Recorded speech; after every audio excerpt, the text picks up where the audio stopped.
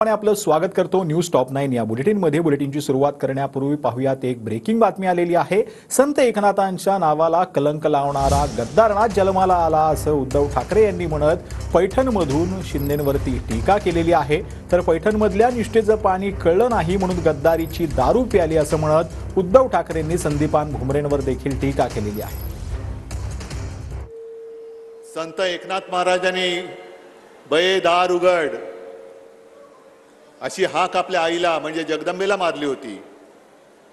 त्याच एकनाथांच्या नावाला कलंक लावणारा दुसरा गद्दारनाथ जन्माला आलेला आहे आणि त्याचा दुसरा चेला चपाटा इथला ज्याला आपण सतत 5-5 वेळा निवडून दिला पण निष्ठेचं पाणी त्याला कळलं नाही म्हणून गद्दारीची दारू प्यायला गेला। घराघरात मशाल गेल्यानंतर आजच गद्दाराला घाम फुटला असणार। घरात मशाल गेल्यानंतर त्याच्या बुडाला आग लागणारच। तुम्ही मला पैठण गद्दार प्रूफ करून द्यायचं। हा वॉटरप्रूफ मंडप आहे पण पैठण कसं आहे? गद्दार प्रूफ, एकनिष्ठ